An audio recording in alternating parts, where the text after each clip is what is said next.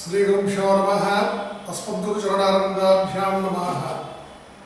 ओम शुक्लांबरधरं विष्णुं शशिवर्णं चतुर्भुजं प्रसन्नवदनं ध्यायेत् सर्वविघ्नोपशान्तये। श्रीमहागणाधिपतये नमः। प्रणो देवी सरस्वती वाजेभिर्वाजिनीवती धीनामवित्र्यवतु। श्री महासरस्वत्यै नमः।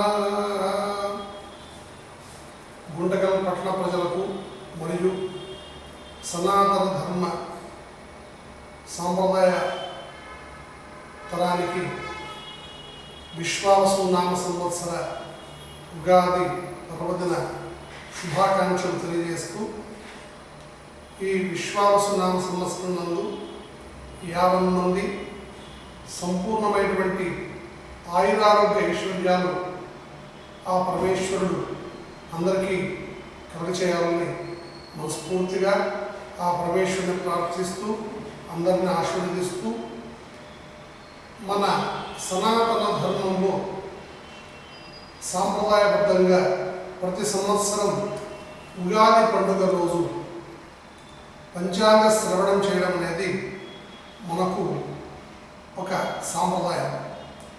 ఆ సాంప్రదాయాన్ని అనుసరించి ఈ ఉగాది పండుగ రోజు ఈ పంచాంగ శ్రవణం చేయడం అనేది ముఖ్యమైనటువంటి విషయం. అందులో భాగంగా ఈ సంవత్సరం ఈ విశ్వావసునామ సంవత్సరం యొక్క ఫలితాంశాన్ని, రాజ్యపూజ్యము, రాజ్యావమానము, ఆదాయ వ్యయాలను కూడా మనము తెలుసుకున్నాం. మొదట ఈ సంవత్సరం యొక్క నామధేయం విశ్వావసు అని.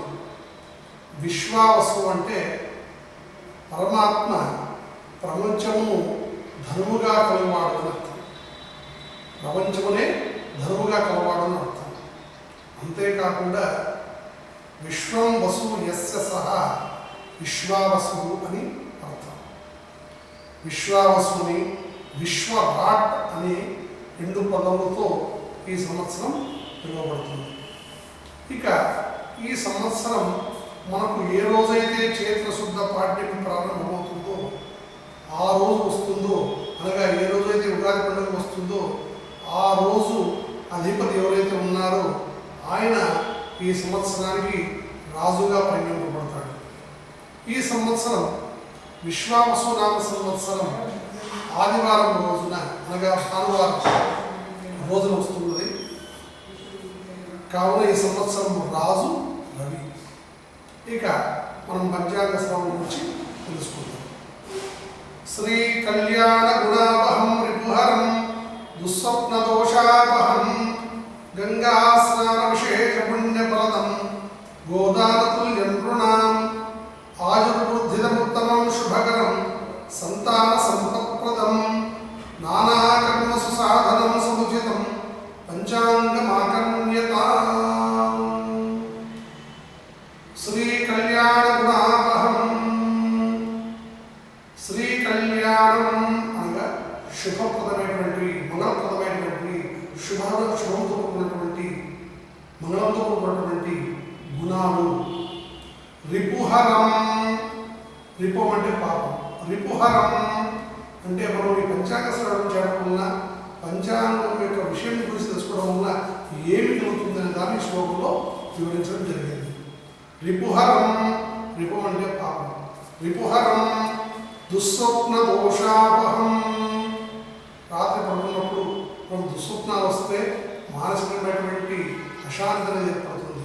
అలా కాకుండా ఉగాది రోజు పంచాంగ శ్రవణం చేయడం వలన దుస్వప్న దోషాపహం, దుస్వప్న బాధ కలుగుతుంది. గంగా స్నాన విశేష పుణ్యప్రదం. ఈ ఉగాది పండుగ రోజు పంచాంగ స్నానం చేస్తే, గంగా స్నానంలో గంగానదిలో స్నానం చేస్తే ఎంత బలమైతే ఉంటుందో అంత బలమైతే ఉంటుంది. అంతేకాకుండా గోదాన తుల్యం కూడా ఒక సద్బ్రాహ్మణికి గోవు అనగా ఆవును దానం చేస్తే ఎంత బలమైతే ఉంటుందో అంత బలమైనది ఈ పంచాంగ శ్రవణం ద్వారా వస్తుంది. ఆయుర్వృద్ధిదముత్తమం. అంతేకాకుండా ఆయుష్, ఐశ్వర్యం కూడా అభివృద్ధి చెందుతాయి. శుభకరం సంతాన సంపత్ప్రదం. శుభ సంతానము, మంచి ఐశ్వర్యము లభిస్తుంది. అంతేకాకుండా నానాకర్మ సుసాధనం సముచితం పంచాంగమాకర్ణ్యత. పంచాంగము అంటే తిథి, వారము, నక్షత్రము, యోగము, కరణము, ఈ 5 అంశాలతో కూడినటువంటి దాన్ని పంచాంగము అంటారు.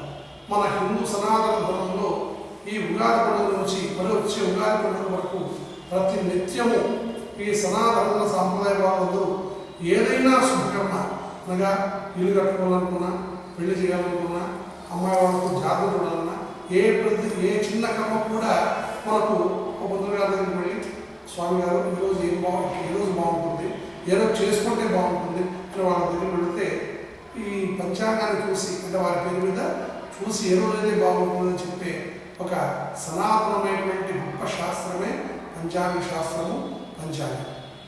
ఆ విధంగా నానాకర్మ సుసాధనం సముచితం పంచాంగమాకర్ణ్యత శాస్త్ర ప్రామాణికమైనటువంటి ఒక గ్రంథం కాబట్టి ఇది పంచాంగము అని చెప్పబడింది. ఇక ఈ సంవత్సరం మనకు ఎవరు రాజు, ఆ నాయకుల యొక్క విశేషాలు తెలుసుకుందాం. రాజా రవి, మంత్రి చంద్ర, సేనాధిపతి శని, సస్యాధిపతి బుధ, ధాన్యాధిపతి కుజ, అర్ఘ్యాధిపతి రవి, మేఘాధిపతి రవి, రసాధిపతి శుక్ర, నీరసాధిపతి బుధ, పురోహిత బుధ, పరీక్షక కుజ, గణక గురు, గ్రామపాలక రవి, దైవజ్ఞ శని, రాష్ట్రాధిపతి రవి, ఉద్యోగపతి చంద్ర, అశ్వాధిపతి చంద్ర, గజాధిపతి బుధ, పశ్చాధిపతి రవి, దేవతాధిపతి బుధ, నరాధిపతి శని, గ్రామాధిపతి కుజ, వస్త్రాధిపతి శుక్ర, రత్నాధిపతి రవి, వృక్షాధిపతి కుజ, జంగమాధిపతి బుధ, సర్పాధిపతి గురు, మృగాధిపతి శని, శుభాధిపతి రవి, శ్రీనామాధిపతి రవి. ఈ విధంగా 30 అధికారము కలిగినటువంటి గ్రహాలు, ఇందులో 9 ప్రధాన నాయకులు, మిగతా 21 మంది ఉపనాయకులు అని చెప్పి పిలువబడతారు. ఈ సంవత్సరం 9 ప్రధాన నాయకుల్లో 3 మాత్రమే శుభాధిపత్యం కలిగి మిగతా 6 గ్రహాలు పాపాధిపత్యం కలిగి ఉన్నదన్నమాట. ఇక ఈ సంవత్సరం 9 మంది ప్రధాన నాయకుల్లో 3 మాత్రమే శుభులు, 20 మంది ఉపనాయకుల్లో 9 మందికి మాత్రమే శుభత్వం కలిగినది కాగా, ప్రధానంగా ఈ సంవత్సరము ప్రజల యొక్క నాయకులు యొక్క మనోవృత్తులు, సమర్థతలు కొంత మంచి వైపు మొగ్గు చూపుతున్నను మొత్తం మీద ప్రజలు, ఉద్యోగులు, ప్రభుత్వము, అధిపతులు అందరూ కూడా ఎవరికి వారు ఎదుటి వారి మీద ఆధిపత్యం ప్రదర్శించే ధోరణి ఎక్కువగా కనిపిస్తున్నది. అలాగే ఎవరికి వారు ముందుకెత్తి భీష్మించుకొని కూర్చున్న ధోరణి కూడా కనిపిస్తున్నది కాగా, రాజ్యాధిపత్యం గ్రహ రాజుకు రవికి మంత్రిత్వం చంద్రుడికి రావడం సహజంగా ఈ ఇద్దరును మంచి మిత్రులవడం వలన మొత్తం మీద ప్రజలు, ప్రభుత్వము, అధిపతులు అందరూ కూడా పరస్పరము సహకారంతో వ్యవహరించుకోవడం ద్వారా ఇటువంటి వారిని అదుపు చేయడంలో ప్రభుత్వాల మొత్తం మీద కొంతవరకు సబలీకృతమవుతాయి. అలాగే అన్ని రంగాల్లోనూ, ఆర్థిక వ్యూహాల్లోనూ పరస్పర సమన్వయంతో మంచి ప్రణాళికలు వెలువడుతాయి కాగా, సేనాధిపతి యొక్క స్వాభావిక మందతనముచే సమాజంలో చోరులు, అతివాద తీవ్రవాద ధోరణులు పెరిగే సూచనలు కనబడుతున్నను రాజు రవి ఒకటి వలన వాటిని అణిచివేయ సూచనలు కూడా కనిపిస్తూ ఉన్నాయి కాగా, మంత్రి సేన సస్యధాన్య అభ్య మేఘ నీరసాధిపతులను పరిశీలించగా మొత్తం మీద ఈ సంవత్సరం పంటలు బాగా పెరుగు సూచనలు ఉన్నాయి. అలాగే వర్షాలు సమృద్ధిగా ఉన్నప్పటికీ కొన్ని ప్రాంతాలలో పంట నష్టంలో తీవ్రత ఎక్కువగా ఉండుట ఇత్యాది అంశములను పునాదిగా పెట్టుకుని వర్షలగ్న జగలగ్నను విచారణ చేయగా రాష్ట్రంలో ప్రభుత్వ పాలనా విషయంలో నాయకులు రాష్ట్రాభివృద్ధి అభివృద్ధికై ఎంచుకున్న నిర్దేశక సూత్రాలకై ఎంతో పాటుపడతారు. కానీ వారికి సహచర ప్రధాన నాయకుల సహకార లోపం వల్ల రాష్ట్రాభివృద్ధి పనులు మందగతిన ఉండి ప్రజల తిరోగతికి దోహదం కలిగించే సూచనలు ఎక్కువగా ఉన్నాయి. అలాగే తరచూ జాతీయ స్థాయి విపత్తులు ఏర్పడి నష్టాలు ఎదురు అయ్యే సూచనలు ప్రబలంగా ఉన్నాయి. కాగా ప్రజలు సామాన్య స్థితిగతులు కొంతమేర బాగానే ఉన్నను మానసిక శాంతి మాత్రం తక్కువగా ఉంటుంది. ఇక ద్వితీయ స్థానంలో పరిశీలించగా నిత్య అవసరాల నిర్వహణ ప్రజలకు గతము కంటే కొంత ఎక్కువ భారమైనప్పటికీ వారి సామాన్య స్థితిగతులు వృద్ధి చెందుతాయి. తరచు అకాల విపత్తులతో ఊహించని ప్రమాదాలతో సామాన్య ప్రజానీకం ఇక్కట్లు పాలయ్యే సూచనలు కూడా ఉన్నాయి. అయితే రాష్ట్ర ఆర్థిక పరిస్థితిని మెరుగుపరిచే విషయంలో ప్రభుత్వము చేయు ప్రయత్నములు కొంత మెరుగ్గా ఉంటాయి. కుటుంబ వ్యవహారాల్లో కొంత సామరస్య ధోరణి తగ్గి కొంత నిస్పృహ ధోరణి పుడుచుకువచ్చే సూచనలు ఎక్కువగా కనిపిస్తున్నాయి. ప్రజలకు సకాలంలో వైద్యమందు విషయంలో అలసత్వపు ధోరణి కనిపిస్తుంది. బ్యాంకింగ్ రంగంలో పోటీతత్వము ఖాతాదారులకు కొంతమేర మేలు కలిగిస్తుంది. తృతీయ స్థానం పరిశీలించగా రాష్ట్ర రవాణా రంగము పెను క్లిష్ట సమస్యలు అధిగమించి అలాగే పత్రికా సమాచార రంగాలలో వినూత్నమైనటువంటి సంస్కరణలతో ప్రజలకు తగిన ప్రగతి కనిపిస్తున్నది. చతుర్థ స్థానం పరిశీలించగా రియల్ ఎస్టేట్ రంగంలో సానుకూల పరిణామాలు పెరిగి గతము కంటే కొంత ఖ్యాతి నందు సూచనలు బాగున్నాయి. వ్యవసాయ రంగంలో ప్రకృతిపరమైన ఇంటి బాధలు పెరిగినను ప్రభుత్వము ప్రోత్సాహము రైతులకు కొంత మేలు చేసేదిగా గోచరించుతున్నది. పంచమ స్థానం పరిశీలించగా శిశు సంక్షేమము, సంగీత సాహిత్య పరిశోధన రంగాలలో ఈ 7 ప్రభుత్వేతర సహకారం ప్రోత్సాహం ప్రజలకు మెండుగా లభిస్తుంది. ఇక సప్తమ స్థానం షష్ఠ స్థానం పరిశీలించగా రాష్ట్రంలో ప్రజలకు ఆరోగ్య విషయంలో ఎక్కువ ఆందోళనలతో పాటు అంటువ్యాధుల భయం కూడా ఎక్కువ సూచనలు ఉన్నాయి. కాగా ప్రజారక్షణ విషయంలో ప్రభుత్వం కొంతమేర విఫలమయ్యే లక్షణాలు ఉన్నాయి. అలాగే అన్ని రంగాల్లోనూ అభివృద్ధి కంటే అనారోగ్యమైన పోటీ ఎక్కువగా ఉంటుంది. సప్తమ స్థానం పరిశీలించగా కేంద్ర రాష్ట్ర ప్రభుత్వాల మధ్య సయోధ్య అంతంత మాత్రంగానే ఉండి అవకాశాలు ముందుగా ఉన్నాయి. కాగా రాష్ట్ర వాణిజ్య వ్యవహారాలు మాత్రం కొంత అభివృద్ధి పథంలో కొనసాగుతాయి. విదేశీ వాణిజ్యములు ఒక మోస్తరుగా నిలకడగా ఉంటాయి. అలాగే రాష్ట్రంలో ఆదర్శ వివాహ వ్యవస్థలు బలహీనపడడం, ప్రేమ వివాహాలు పెరగడం, కుటుంబ విలువలకు అప్రధాన్యతలు పెరగడం వంటి సూచనలు ఉన్నాయి. అష్టమ స్థానం పరిశీలించగా ప్రభుత్వ రంగ సంస్థల్లో భయపడటం ద్వారా ప్రభుత్వం కొంత అప్రతిష్ట పాలు కావాల్సి వచ్చింది. అలాగే విచిత్రమైన అంటువ్యాధుల ప్రబలడం వల్ల తద్వారా ప్రజలు ఇబ్బందులు పడి అక్కడక్కడ కరువు కాటకాలతో సామాన్య జనజీవనం కొంత ఇక్కట్ల పాలయ్యే అవకాశం ఉన్నది. రాష్ట్ర విద్యార్థులు జాతీయ స్థాయి విజయవంతంగా అందుకొని జాతీయ స్థాయి విజయాలను విజయవంతమవుతాయి. అలాగే పఠాధిపతుల విశేష కృషి వలన ప్రజల్లోనూ అటు పాలకుల్లోనూ బాగా పెరిగి వర్షాలు కనిపిస్తున్నాయి. దశమ స్థానం పరిశీలించగా ప్రభుత్వము సమర్థతతో చట్టవిరుద్ధమైన పనులు పెరగడం వల్ల ప్రభుత్వ సంస్థలు కూడా అభివృద్ధి పథకంలో వెలుగుతాయి. ఏకాస్థానం పరిశీలించగా ప్రభుత్వ సమయోచిత ప్రోత్సాహకాలు, రైతుల సమయానుకూల కృషి, అశ్రద్ధ వల్ల గ్రామీణ వ్యవసాయ రంగంలో ఊహించని అభివృద్ధి చోటు చేసుకుంటుంది. అలాగే ఆహార ధాన్య విషయంలో కూడా ప్రోత్సాహక మార్పులు చేసుకుంటాయి.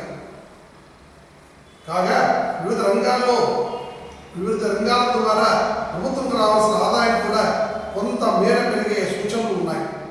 ద్వాదశాన్ని పరిశీలించగా రాష్ట్రంలో ఆరోగ్య పథకం వంటి ప్రజా ఉపయోగమైన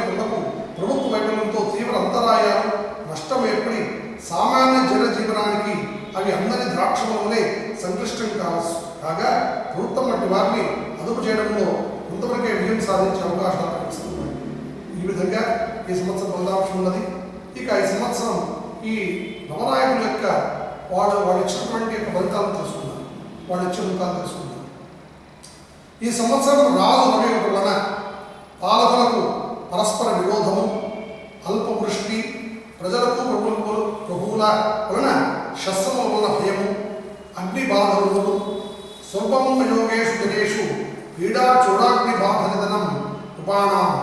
పశువుల పాలను తక్కువగా ఇచ్చును, పశువులు పాలను తక్కువగా ఇచ్చును, పాలోత్పత్తి తక్కువ, పాడి పంటలు తక్కువ, ప్రజలకు దుర్మార్గుల వలన ఇబ్బందులను, చూడాగ్ని రోగ బాధలను, కొన్ని దేశములందు అధికార మార్పులు జరుగును, రాజకీయ పరివర్తనము, రాజకీయ కౌలములు, గోధుమలు, ధాన్యములు, మిర్చి, మిరియాలు, కందులు, వేరుశనగ, ఇంగువ, కొబ్బరికాయలు, కట్టెలు, కలప, పగడములు, కెంపులు, నూలు వస్త్రములు, మామిడి పండ్లు, వక్కలు, గుర్రములు, ఎర్రని పదార్థములు, గులాబీ రంగు, తెల్లని రంగులకు, విద్యుత్ ఉత్పత్తి సంబంధ వస్తువులకు, ఆవాలు, చర్మములు, రసాయన ఎరువులు, పశువుల ధరలు ఈ సంవత్సరం బాగా పెరుగును. మంత్రి చంద్రుడు మంత్రి వలన ప్రజాభ్యుదయం, రాజకీయ అభ్యుదయం, రాజుల అభివృద్ధి, సువృష్టి ఉండు, పంటలు బాగా ఫలించును, ఆహార ధాన్యముల కొరత తీరు, పశువులకు ధరలు పెరుగును, పాడి పంటల సమృద్ధి ఉండును, కిరోసిన్ పెట్రోలు ధరలు తగ్గును, నూనె గింజలు, వెన్న, నెయ్యి, పంచదార, వెండి, బంగారం వంటి వస్తువుల ధరలు హెచ్చుగా నిలబడి ఉండును, బ్రాహ్మణులు ధర్మకార్యములు చేయరు. సేనాధిపతి రవి వలన అన్యోన్య యుద్ధములు, అనగా ప్రపంచ దేశంలో ఎందు అన్యోన్య యుద్ధములు ఉండును, వాయుపూరితమైన స్వల్ప వృష్టి ఉండును, ఎర్రని ధాన్యములు, ఎర్రని భూములు బాగా ఫలించును, అర్ఘాధిపతి రవి వలన వర్షము తక్కువ, ధరలు హెచ్చు, ప్రజలకు ఆకలి బాధలు, యుద్ధ భయము, గూండాల వల్ల భయము, రాజకీయ ఒడిదుడుకులు, ఎర్ర ధాన్యములకు వృద్ధి కలుగును, వెండి బంగారముల ధరలు హెచ్చుగానే ఉండును, వేరుశనగ, కొబ్బరి నూనె, మిర్చి, మిరియాలు, ఒక్కలు, ఎర్రని రంగులు, నూలు వస్త్రముల యొక్క ధరలు బాగా పెరుగును, రాజకీయ పరివర్తన పరిస్థితులు, మేఘాధిపతి రవి వలన ఖండవృష్టి, పంటలు తక్కువ, ఎర్రని భూములు, ఎర్రని ధాన్యం బాగా ఫలించును, ప్రజలు ఈ సంవత్సరం భయప్రాంతం గురి అయ్యారు. మేఘాధిపతి సస్యాధిపతి గురుడు వలన ఖండవృష్టి, పంటలు తక్కువ, ఎర్రని భూములు బాగా పండును, గురుడు వలన పూర్వ సస్యాధిపతి వలన పచ్చని భూములు, పచ్చని ధాన్యములు బాగా ఫలించును.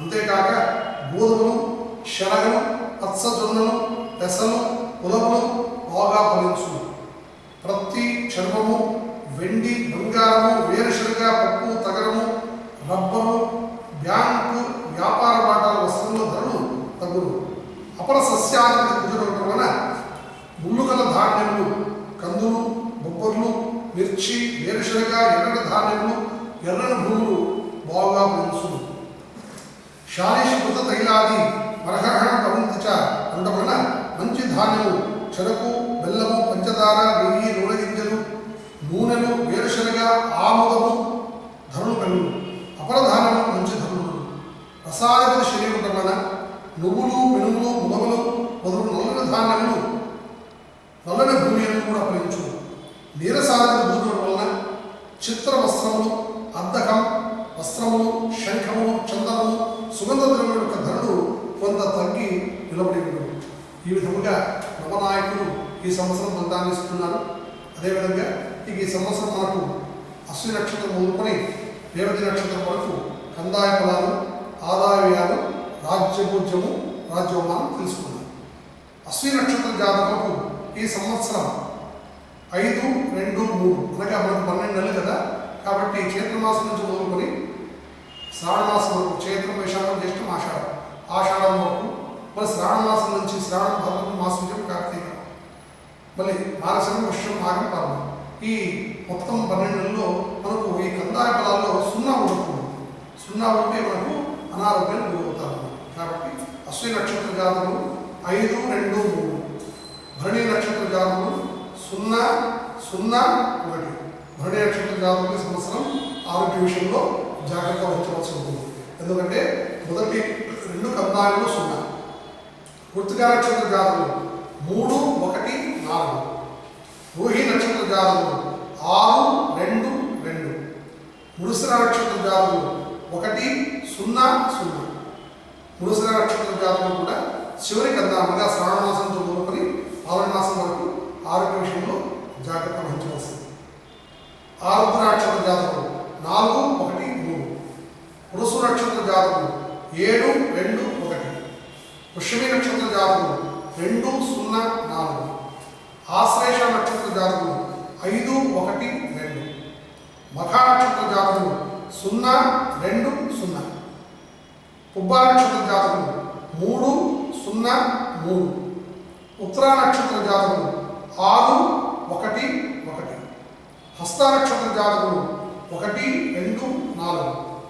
చిత్తా నక్షత్ర జాతకులు 4, 0, 2. స్వాతి నక్షత్ర జాతకులు 7, 1, 0. విశాఖ నక్షత్ర జాతకులు 2, 2, 3. అనురాధ నక్షత్ర జాతకులు 5, 0, 1. జ్యేష్ఠ నక్షత్ర జాతకులు 0, 1, 4. మూలా నక్షత్ర జాతకులు 3, 2, 2. పూర్వాషాఢ నక్షత్ర జాతకులు 6, 0, 0. ఉత్తరాషాఢ నక్షత్ర జాతకులు 1, 1, 3. శ్రవణ నక్షత్ర జాతకులు 4, 1, 1. శ్రవణ నక్షత్ర జాతకులు 4, 2, 1. ధనిష్ట నక్షత్ర జాతకులు 7, 0, 4. శతభిష నక్షత్ర జాతకులు 2, 1, 2. పూర్వభద్ర నక్షత్ర జాతకులు 5, 2, 0. ఉత్తరాభద్ర నక్షత్ర జాతకులు 0, 0, 3. రేవతి నక్షత్ర జాతకులు 3, 1, 1. ఈ విధంగా మనకు అశ్విని నక్షత్రం మొదలుకొని రేవతి నక్షత్రం వరకు ఈ సంవత్సరం కందాభిలాలు చెప్పబడింది. ఇందులో భరణి నక్షత్ర జాతకులు, మృగశిర నక్షత్ర జాతకులు, మఖ నక్షత్ర జాతకులు, అదేవిధంగా చిత్తా నక్షత్ర జాతకులు, జ్యేష్ఠ నక్షత్ర జాతకులు, ఉత్తరాభాద్ర నక్షత్ర జాతకులు ఈ సంవత్సరం ఆరోగ్య విషయంలో, పూర్వాష నక్షత్ర జాతకులు ఈ సంవత్సరం కొంచెం ఆరోగ్య విషయంలో జాగ్రత్త వహించవలసి ఉంటుంది. ఇక ఆదాయ వ్యయాలు, రాజ్యభోజ్యం, అవమానం. ఈ విశ్వాసనామ సంవత్సరంలో మేషాది మొదలుకొని మీనం వరకు అనగా 12 రాసుల వాళ్ళకి ఈ సంవత్సరం ఆదాయం ఎట్టు ఉంటుంది, వ్యయం ఎట్టు ఉంటుంది. అదేవిధంగా వాళ్ళు చేపట్టినటువంటి కార్యక్రమాల్లో ఎంతవరకు వాళ్ళు సమీకృతం అవుతారు, అదేవిధంగా ఎంతవరకు వాళ్ళు దాంట్లో విఫలీకృతం అవుతారు, ఇంకా నిరాశ అవుతారు తెలుసుకుంటారు. మేషరాశి వారికి ఈ సంవత్సరం ఆదాయం 2, 14,000. ఈ సంవత్సరం మేషరాశి వాళ్ళు ₹2 సంపాదిస్తే 14 రూపాయలు ఖర్చు పెడతారన్నారు. వృషభ రాశి వాళ్ళు 11 ఆదాయం 5,000. మిథున రాశి వాళ్ళకి 14 ఆదాయం 2,000. కర్కాటక రాశి వాళ్ళకి 8 ఆదాయం 2,000. సింహరాశి వాళ్ళకి 11 ఆదాయం 11,000.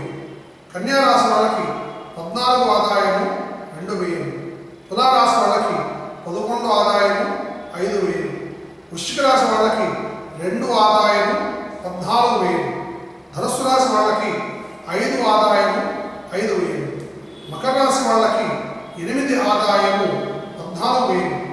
కుంభరాశి వాళ్ళకి 8 ఆదాయం 14,000. మీనరాశి వాళ్ళకి 5 ఆదాయం 5,000. ఈ విధంగా ఈ సంవత్సరం మేషరాశి వాళ్ళకి, వృశ్చిక రాశి వాళ్ళకి, అదేవిధంగా కుంభరాశి వాళ్ళకి ఈ సంవత్సరం ఖర్చు చాలా ఎక్కువగా ఉన్నది. కాబట్టి వీళ్ళు చూసి ఖర్చు చేసుకోవాల్సి ఉంటుంది. ఈ సంవత్సరం రాజ్యభోజ్యము, రాజ్యోమానం తెలుసుకుంటాం. మేషరాశి వారికి ఈ సంవత్సరం 5 రాజ్యభోజ్యము, 7 అవమానం. వృషభ రాశి వారికి 1 రాజ్యభోజ్యము, 3 అవమానం. మిథున రాశి వారికి 4 రాజ్యభోజ్యము, 3 అవమానం. కర్కాటక రాశి వారికి 7 రాజ్యభోజ్యము, 3 అవమానం. సింహరాశి వారికి 3 రాజ్యభోజ్యము, 6వ అవమానం. సింహరాశి వారికి 3 రాజ్యపూజ్యము 6వ అవమానం. కన్యారాశి వారికి 6 రాజ్యపూజ్యము 6వ అవమానం. తులారాశి వారికి 2 రాజ్యపూజ్యము 2వ అవమానం.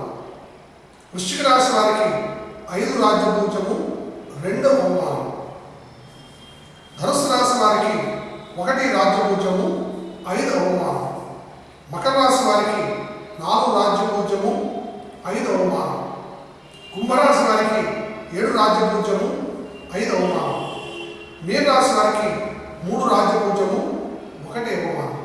ఈ విధంగా మొత్తం మీద మేషరాశి వారికి, అదేవిధంగా సింహరాశి వారికి, తులారాశి వారికి, ధనుస్సు రాశి వారికి మరియు మీనరాశి వారికి, మకర రాశి వారికి ఈ సంవత్సరం వారు తలపెట్టే కార్యక్రమాలు ఏదైతే ఉన్నాయో కొంచెము ఆలోచించి వారు చేపట్టే కార్యక్రమాలని కొంచెం ఆలోచించి నిర్ణయం తీసుకుంటే బాగుంటుంది.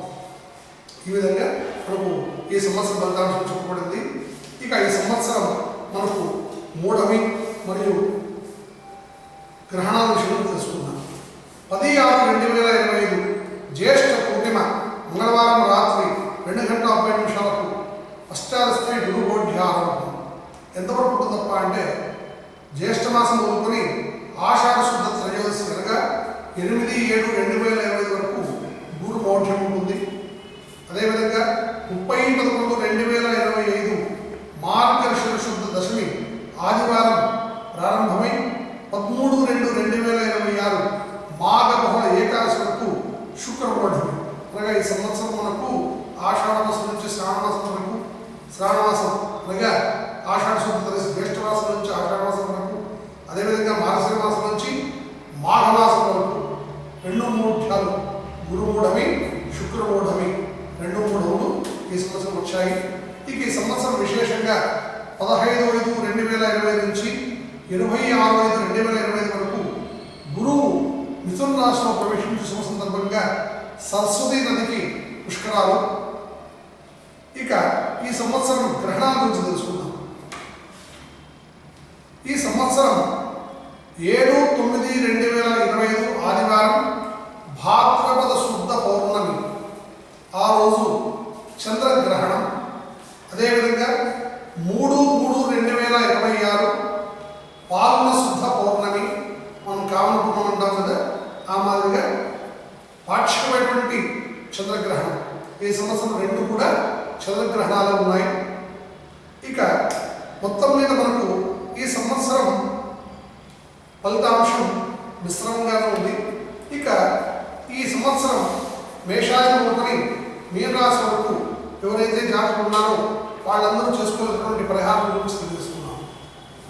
మేషరాశి వారు ఈ సంవత్సరం అనగా మేషరాశి వారు అంటే అశ్విని నక్షత్రం, భరణి నక్షత్రం, కృతికా నక్షత్రం 3వ పాదం వాళ్ళు మేషరాశి వాళ్ళు అవుతారు. వాళ్ళు ఈ సంవత్సరం దత్తాత్రేయ స్తోత్ర పారాయణ, గణపతికి ప్రదక్షిణ, గణపతి మంత్రం యొక్క జపము చేసుకుంటే బాగా ఉంటుంది. అదేవిధంగా వృషభ రాశి వారు అంటే కృతికా నక్షత్రం 2, 3, 4 పాదాలు, రోహి నక్షత్రం 4 పాదాలు, పునసర 1, 2 పాదాలు వృషభ రాశి వారు. వాళ్ళకి సంవత్సరం ఏకాదశంలో శని, 2వ ఇంట్లో గురువు, అదేవిధంగా రాహువుడు మారుతాడు కాబట్టి కాలభైరవ అష్టకం, ఓం నమః శివాయ జపం చేసుకుంటే మంచిది. మిథున రాశి వాళ్ళకి లగ్నంలో గురువు, అదేవిధంగా శని ద్వాదశాల చూడడం, 2వ ఇంట్లో గురువు కాబట్టి శ్రీరామరక్షా స్తోత్రం, హనుమాన్ చాలీస చేసుకుంటే మంచిది. కర్కాటక రాశి వారికి లగ్నంలోనే గురుడు ఇబ్బంది కలిగిస్తాడు కాబట్టి గణపతి సుబ్రహ్మణ్య స్తోత్రాలను పారాయణ చేసుకుంటే మంచిది. సింహరాశి వాళ్ళకి అష్టమ శని, ద్వాదశ గురుడు కాబట్టి నోరు బాగా దూరంలో పెట్టుకోవాల్సి ఉంటుంది. వీరికి లలితా స్తోత్రాల పారాయణ, ఆంజనేయ దండకం చదువుకుంటే మంచిది. కన్యారాశి వాళ్ళకి నారాయణ కవచం, విష్ణు సహస్రనామ పారాయణ చేసుకుంటే మంచిది. తులారాశి వారికి దుర్గా సహస్రనామ పారాయణ చేసుకుంటే మంచిది.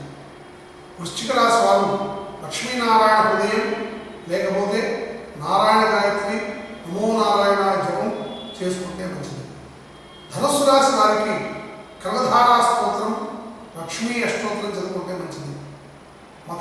వారికి శ్రీరామ ఆపదుద్ధారక స్తోత్రం, సుబ్రహ్మణ్య స్వామి పూజ చేసుకోవటం మంచిది. కుంభరాశి వారికి లక్ష్మీ అష్టోత్తరం, దుర్గా అష్టోత్తరం చదువుకుంటే మంచిది. మీనరాశి వారికి రుద్ర కవచము, దశరథ కృత శని స్తోత్రం చదువుకుంటే మంచిది. ఈ విధంగా 12 రాసుల వాళ్ళు అనగా అశ్విని మొదలుకొని రేవతి నక్షత్రం వరకు ఎవరైతే జాతకులు ఉన్నారో ఈ చెప్పినటువంటి స్తోత్రాలు చదువుకొని ఆ పరమేశ్వరుడు యొక్క కృపాకటాక్ష సిద్ధిని పొందగలరని మనస్ఫూర్తిగా ఆశీర్వదిస్తూ, గత సంవత్సరం మాదిరిగానే మనకు ఈ సంవత్సరం కూడా అందరికీ 50 మందికి ఆ పరమేశ్వరుడు సంపూర్ణమైనటువంటి ఆయురాల ఐశ్వర్యాలను ప్రసాదించాలని మనస్ఫూర్తిగా ఆశీర్వదిస్తూ, స్వస్తి ప్రజాభ్యాం పరిపాలయంతాం న్యాయేన మార్గేణ మహేషాః గోబ్రాహ్మణేభ్యః శుభమస్తు నిత్యం లోకాః సమస్తాః సుఖినో భవంతు సర్వే జనాః సుఖినో భవంతు సమస్త సన్మంగళాని భవంతు. 50 మందికి ముఖ్య విషయం ఏమప్ప అంటే అందరూ ధర్మాచరణ పరాయణి, అందరూ సద్బుద్ధితో, మంచి సంకల్పాలతో, మంచి గుణములతో, అందరి పట్ల ఎటువంటి ఈర్ష్య అసూయ ద్వేష భావాలు లేకుండా అందరి పట్ల మంచి భావాలు కలిగి, సద్బుద్ధి కలిగి, సన్మార్గంలో ప్రయాణం చేస్తూ అందరూ లోకహితం కోసం, లోక కళ్యాణం కోసం పాటుపడతారని ఆశిస్తూ, ఆశీర్వదిస్తూ, ఆకాంక్షిస్తూ ఇట్లు బి కేసరి కుమార్ శర్మ, పురోహితులు, గుంటకల్పట్నం. మరొకసారి 50 మందికి ఈ ఉగాది సంవత్సరం శుభాకాంక్షలు. విశ్వాసనామ సంవత్సరం మీకందరికీ మంచి చేయాలని మనస్ఫూర్తిగా ఆశీర్వదిస్తూ శుభమస్తు. స్వస్తి.